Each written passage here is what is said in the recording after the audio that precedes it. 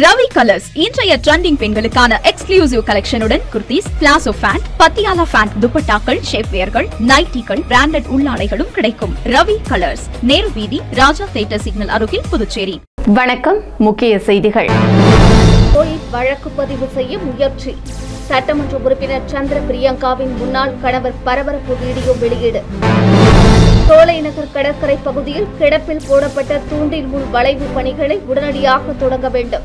முன்னாள் திராவிட முன்னேற்றக் கழக சட்டமன்ற உறுப்பினர் நந்தா சரவணன் முதலமைச்சரிடம் மனு. கோரிமேடு பகுதியில் ஒரே தேன் கூட்டில் 20 லிட்டர் தேன் போட்டி போட்டு வாங்கி சென்ற பொதுமக்கள். 5ஆம் தேதி மிலாது நபி விடுமுறை.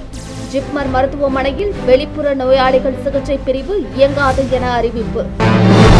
இனி விரிவான செய்திகள். என்ஆர் காங்கிரஸ் சட்டமன்ற உறுப்பினர் சந்திர பிரியங்காவின் முன்னாள் கணவர் தன் மீது பொய் வழக்கு போட முயற்சிப்பதாக புகார் தெரிவித்துள்ளார்.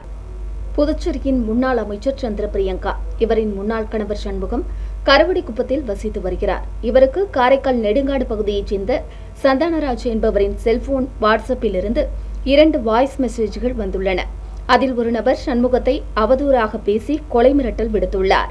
மிரட்டல் விடுத்த நபர் ஈஸ்வரராஜ் என்பதும் என்ஆர் காங்கிரஸ் இளைஞரணி நிர்வாகியாக இருப்பதும் முன்னாள் அமைச்சர் சந்திர பிரியங்காவின் உறவினர் என்பதும் தெரியவந்தது. இதுகுறித்து சண்முகம் காவல்துறையில் அளித்த புகாரின் அடிப்படையில் லாஸ்பேட்டை காவல்துறையினர் வழக்கு பதிவு செய்து விசாரணை மேற்கொண்டு வருகின்றனர். இந்த நிலையில் ஈஸ்வரராஜ் காரைக்கால் நெடுங்காடு தொகுதியில் சண்முகம் மீது வழக்கு பதிவு செய்ய முயற்சித்து வருவதாக கூறப்படுகிறது. இதுகுறித்து சண்முகம் வெளியிட்டுள்ள வீடியோவில் பிரச்சினை குறித்து காவல்துறை துணைத் தலைவரிடம் புகார் அளித்துள்ளதாகவும், புகாரின் பேரில் லாஸ்பேட்டை காவல்துறையினர் கடந்த 30ஆம் தேதி வழக்கு பதிவு செய்து விசாரணை நடத்தி வரும் நிலையில் தன்மேல் பொய் வழக்கு தொடர முயற்சிப்பதாக அவர் தெரிவித்துள்ளார். தனக்கும் சந்திர பிரியங்காவிற்கும் விவாகரத்தாகி 2 ஆண்டுகள் கடந்த நிலையில் அவருடன் பேசுவது இல்லை என்றும் தேவையில்லாமல் தன்மேல் வழக்கு பதிவு செய்ய முயற்சி எடுப்பதாகவும் அவர் புகார் தெரிவித்துள்ளார். அவங்க எந்த ஒரு கம்ப்ளைண்ட் கொடுத்தாலும் அதுக்கு ஒத்துழைப்பு தர நான் போலீஸ் அதிகாரிகளுக்கும் நீதிமன்றத்துக்கும் நான் கட்டுப்பட்டு நடக்கிறேன்.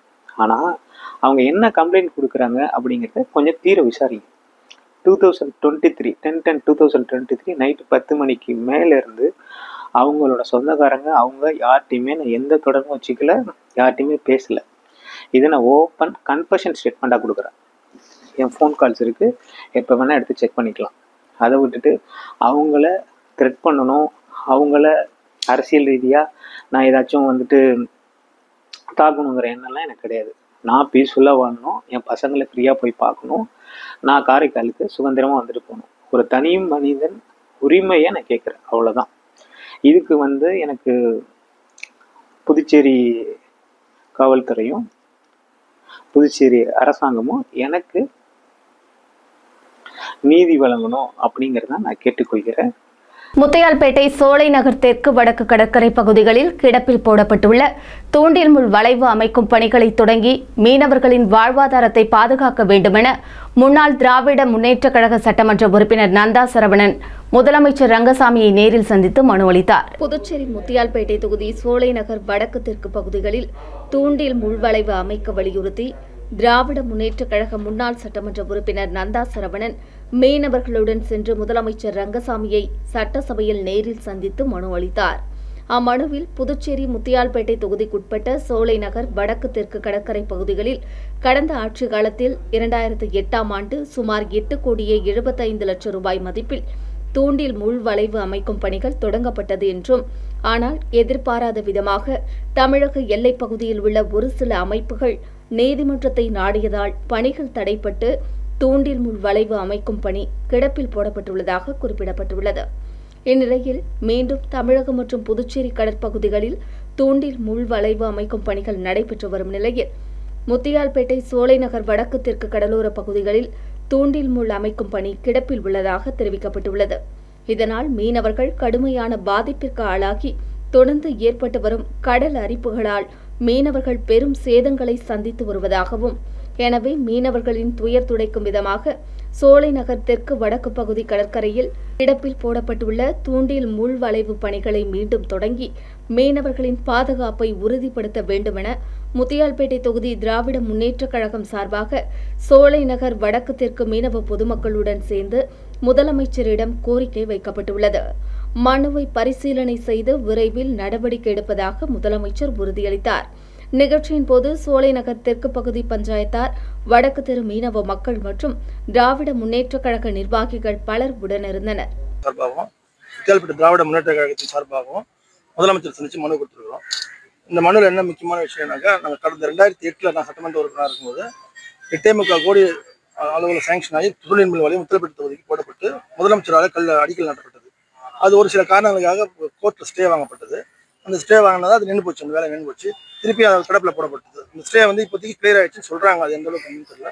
அதனால் மீண்டும் முத்திரைப்பட்டு தொகுதி மக்களுடைய வாழ்வாதாரத்தை, மீனவர் மக்களுடைய வாழ்வாதாரத்தை இது பண்ற வரையில் நாங்கள் மீண்டும் அந்த கல்லுக்கோட்டை துணில் மில் வாரியம் வேண்டும் சொல்லிட்டு நாங்கள் கோரிக்கை வச்சு கேட்டுருக்கோம்.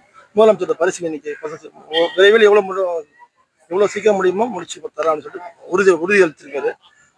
ஊர் பொதுமக்கள், சோலைநகர் வடக்கு தெற்கு ஊர் பொதுமக்கள் எல்லாம் சேர்ந்து முத்திரைப்பட்டு திராவிட முன்னேற்ற கழகத்தின் சார்பாக மனு கொடுத்துருக்காரு. துண்டில் மில் வளைவு வேணும் முத்திரைப்பட்டு தொகுதிக்குன்னு சொல்லிட்டு தான் அவங்களோட மனுவோட கருவை. புதுச்சேரி கோரிமேடு நீர்த்தேக்க தொட்டியில் ஒரே தேன்கூட்டில் 20 லிட்டர் தேன் எடுக்கப்பட்டது. இதை பொதுமக்கள் போட்டி போட்டு வாங்கி சென்றனர். புதுச்சேரி கோரிமேடு எல்லையில் இந்திரா நகர் தொகுதி மக்களுக்கு குடிநீர் தேவைக்காக 10 லட்சம் லிட்டர் கொள்ளளவு கொண்ட மேல்நிலை நீர்த்தேக்க தொட்டி கட்டப்பட்டுள்ளது. பொதுப்பணித்துறை பொது சுகாதார கூட்டம் சார்பில் குடிநீர் தொட்டி பராமரிக்கப்பட்டு வருகிறது. இந்த குடிநீர் தொட்டியின் பக்கவாட்டு சுவற்றில் சுமார் 25 மீட்டர் உயரத்தில் தேனீக்கள் பெரிய அளவில் கூடு கட்டியிருந்தன. இது ஊழியர்கள் பராமரிப்பு பணிக்கு அச்சுறுத்தலாகவே இருந்து வந்தது. இதையடுத்து தேன்கூட்டை அகற்ற அதிகாரிகள் முடிவெடுத்தனர். இதற்காக பெங்களூருவைச் சேர்ந்த ரமேஷ் என்ற வாலிபர் தலைமையில் 5 பேர் கொண்ட குழுவினர் புதுச்சேரி வந்தனர். அவர்கள் குடிநீர் தொட்டியின் மேலிருந்து கயிறு கட்டி தேன்கூடு பகுதிக்கு இறங்கி புகை மூட்டம் போட்டனர். பின்னர் தேனீக்களை களைத்து ராணி தேனியை லாவகமாக பிடித்தனர். அதன் பிறகு தேன்கூட்டை வெட்டி எடுத்து கயிறு கட்டி கீழே இறக்கினர். இந்த தேன்கூட்டில் சுமார் 20 லிட்டர் தேன் இருந்தது.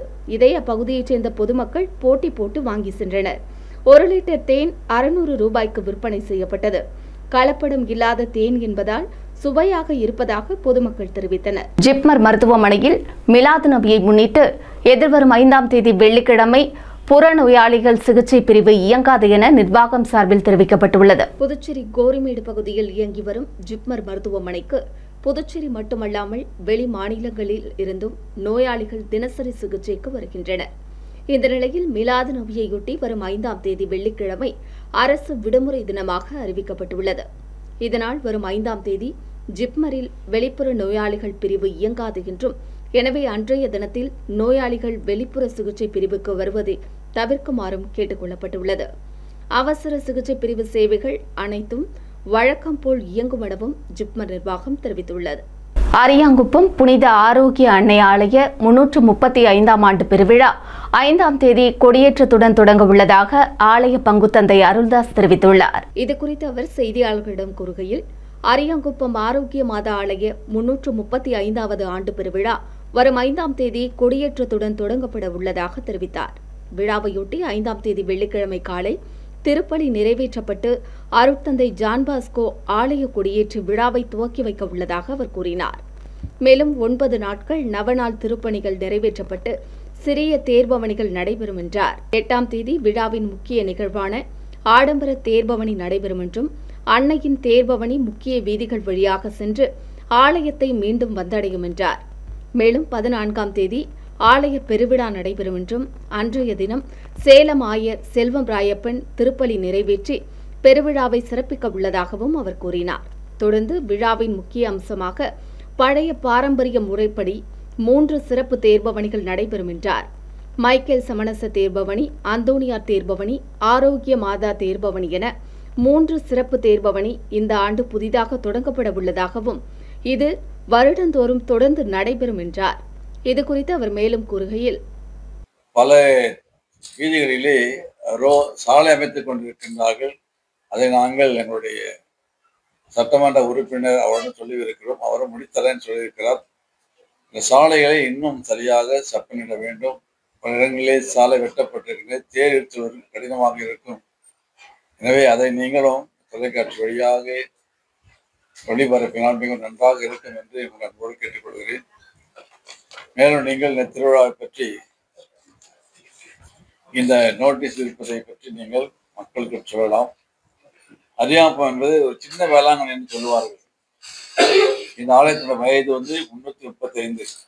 நாகப்பட்டினம் வேளாங்கண்ணி திருத்தலத்துக்கு செல்லுகிற அனைவருமே இங்கே வந்து இந்த பார்த்துவிட்டு இங்கே தங்கியிருந்தான் செல்லுவார்கள்.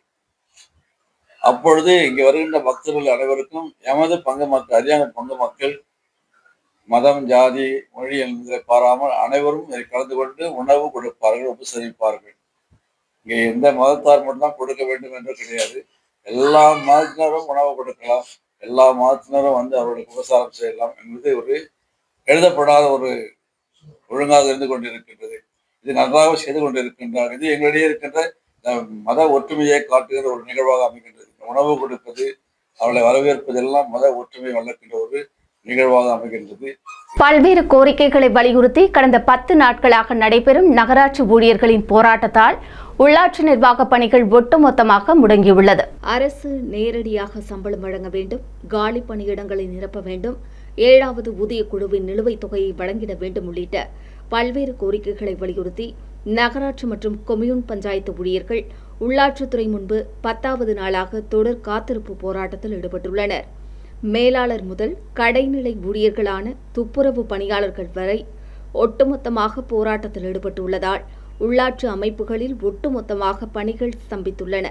குறிப்பாக பிறப்பு, இறப்பு, திருமண சான்று, பதிவு சான்று பெற முடியாமல் பொதுமக்கள் அவதிக்குள்ளாகியுள்ளனர். இதனால் உள்ளாட்சி அமைப்புகளில் நடைபெற்று வரும் வளர்ச்சிப் பணிகள் பாதிக்கும் நிலை ஏற்பட்டுள்ளது. தமிழ்நாடு மத்திய பல்கலைக்கழகத்தில் 10வது பட்டமளிப்பு விழாவில் பங்கேற்க வந்துள்ள குடியரசுத் தலைவர் திரௌபதி முர்முவை புதுச்சேரி ஆளுநர் கைலாஷ்நாதன் மரியாதை நிமித்தமாக சந்தித்து பேசினார். தமிழ்நாடு மத்திய பல்கலைக்கழகத்தின் 10வது பட்டமளிப்பு விழாவில் கலந்து கொள்ள குடியரசுத் தலைவர் திரௌபதி முர்மு திருவாரூர் வந்துள்ளார். இதே நிகழ்ச்சியில் பங்கேற்க புதுச்சேரி துணைநிலை ஆளுநர் கைலாஷ்நாதன் திருவாரூர் சென்றுள்ளார். இந்நிலையில் துணைநிலை ஆளுநர் கைலாஷ்நாதன் மரியாதை நிமித்தமாக குடியரசுத் தலைவர் திரௌபதி முர்முவை நேரில் சந்தித்து பேசினார். அப்போது துணைநிலை ஆளுநர் மனைவி பீனா கைலாஷ் உடனிருந்தார். புதுச்சேரி ஏனாம் பிராந்தியத்தில் கோதாவரி ஆற்றுப்படுகையில் பிடிப்பட்ட புலாசா மீன் 29,000 ரூபாய்க்கு ஏலம் போனது. மீன்களின் ராஜா என்று அழைக்கப்படும் அரிய வகை புலாசா மீன் ஆந்திர மக்களால் விரும்பி உண்ணப்படுகிறது. அதிக சுவை மற்றும் புரத சத்து மிக்க இந்த மீன் எப்போது பிடிப்பட்டாலும் அதிக விலைக்கு விற்கப்படும். ஆந்திர மாநிலம் காக்கிநாடா அருகே உள்ள புதுச்சேரியின் ஏனாம் பிராந்தியத்தில் கோதாவரி ஆற்றுப்படுகையில் 2 புலாசா மீன்கள் கிடைத்தன. இதில் 1.5 கிலோ எடையுள்ள மீன் 29,000க்கு ஏலம் எடுக்கப்பட்டது. இதுவரை நடந்த ஏலத்தில் இதுவே அதிக தொகையாகும். அடுத்து 1400 கிலோ எடை கொண்ட பெண் மீன் 28,000 ரூபாய்க்கு ஏலம் போனது. மற்றொரு மீனவர் வலையில் சிக்கிய பாண்டு கப்பாய் என்ற மீன் 10,000 ரூபாய்க்கு ஏலம் போனது குறிப்பிடத்தக்கது. நீட் சார்ந்த இளநிலை மருத்துவ படிப்புக்கு 2ஆம் சுற்று கலந்தாய்விற்கு மாணவர்கள் பாட விருப்பங்களை தெரிவிக்க 12ஆம் தேதி வரை காலக்கெடு நீட்டிக்கப்பட்டுள்ளதாக தெரிவிக்கப்பட்டுள்ளது. இது தொடர்பாக சென்டாக் ஒருங்கிணைப்பாளர் அமன் சர்மா விடுத்துள்ள செய்திக்குறிப்பில், நீட் சார்ந்த இளநிலை மருத்துவ படிப்புக்கு முதல் சுற்று கலந்தாய்வு முடிவில் காலியாக உள்ள இடங்களை 2வது சுற்று கலந்தாய்வு மூலம் நிரப்ப மாணவர்கள் தங்கள் பாட விருப்பங்களை கடந்த 27ஆம் தேதி முதல் 2ஆம் தேதி மாலை 5 மணிக்குள் சென்டாக் இணையதளத்தில் சமர்ப்பிக்க அறிவுறுத்தப்பட்டிருந்தது என்றும் மருத்துவ கலந்தாய்வு கமிட்டி வெளியிட்டுள்ள மாநில கலந்தாய்விற்கான திருத்தப்பட்ட அட்டவணை அடிப்படையில் இளநிலை மருத்துவ படிப்பிற்கான 2வது சுற்று கலந்தாய்வுக்கு மாணவர்கள் பாட விருப்பங்களை சமர்ப்பிக்க காலக்கெடு வரும் 12ஆம் தேதி மாலை 5 மணி வரை நீட்டிக்கப்பட்டுள்ளது என்று தெரிவித்துள்ளார். சென்டாக்கில் முதல் சுற்று கலந்தாய்வில் இடம் ஒதுக்கப்பட்டு கல்லூரியில் சேர்ந்த மாணவர்கள் பறிமுதல் கட்டணம் இல்லாமல் அனுமதிக்கப்பட்ட இடத்தை திரும்பப் பெற விரும்பினால் 11ஆம் தேதி மாலை 5 மணிக்குள் மாணவர்கள் டேஷ்போர்டு மூலம் தங்கள் விலகல் கடிதத்தை சமர்ப்பிக்கலாம் எனவும் குறிப்பிட்டுள்ளார். மேலும் விவரங்களுக்கு சென்டாக் இணையதளத்தை அணுகலாம் என்றும் தெரிவித்துள்ளார். கிராம உதவியாளர் பணிக்கு அக்டோபர் 12ஆம் தேதி எழுத்துத் தேர்வு நடைபெறவுள்ளதாக அரசு சார்பு செயலர் ஜெய்சங்கர் தெரிவித்துள்ளார். புதுச்சேரி அரசு சார்பு செயலர் ஜெய்சங்கர் வெளியிட்டுள்ள செய்திக்குறிப்பில், புதுச்சேரி வருவாய் மற்றும் பேரிடர் மேலாண்மை துறையில் காலியாக உள்ள கிராம உதவியாளர் மற்றும் பல்நோக்கு உதவியாளர் பணியிடங்களுக்கான எழுத்துத் தேர்வு வருகிற அக்டோபர் 12ஆம் தேதி புதுச்சேரி, காரைக்கால், மாஹே மற்றும் ஏனாம் பகுதிகளில் நடத்த ஏற்பாடு செய்யப்பட்டுள்ளதாக தெரிவித்துள்ளார். இந்த தேர்வுகளுக்கான அனுமதி சீட்டு பதிவிறக்கம் மற்றும் தேர்வு மையங்கள் பற்றிய விவரங்கள் இணையதளத்தில் பின்னர் அறிவிக்கப்படும் என்றும் அவர் குறிப்பிட்டுள்ளார். ரோடியர் சுதேசிமில் ஊழியர்களுக்கு நிலுவைத் தொகைகளை வழங்க நடவடிக்கை எடுக்க வேண்டுமென பாரதிய ஜனதா கட்சியின் நியமன சட்டமன்ற உறுப்பினர் செல்வம் தலைமையில் பஞ்சாலை தொழிற்சங்க தலைவர்கள் ஆளுநரை நேரில் சந்தித்து மனு அளித்தனர். புதுச்சேரி பாரதிய ஜனதா நியமன சட்டமன்ற உறுப்பினர் செல்வம் தலைமையில் பஞ்சாலை தொழிற்சங்க தலைவர்கள் குப்புசாமி, பாலா ஆகியோர் ஆளுநரை நேரில் சந்தித்து மனு அளித்தனர். அம்மனுவில் ரோடியர் சுதேசி பாரதி மில் தொழிலாளர்களுக்கு 12 மாத சம்பள பாக்கி 3 வருட போனஸ் நிலுவையில் உள்ளது என்றும் இதை தீபாவளி பண்டிகைக்கு முன்பாக வழங்க நடவடிக்கை எடுக்க வேண்டும் என குறிப்பிட்டிருந்தனர். இதை ஏற்ற ஆளுநர் விரைவில் நடவடிக்கை எடுப்பதாக உறுதியளித்தார்.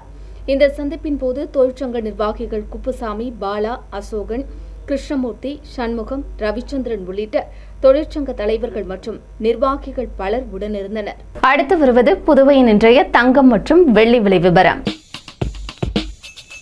இன்றைய தங்கம் வெள்ளி விலை விவரம். புதுவையில் இன்றைய தங்கம் வெள்ளி விலை விவரம் வழங்குபவர்கள் முத்து கோல்ட் ஹவுஸ், பாண்டிச்சேரி. தங்கம் 1 கிராம் 9805 ரூபாய்.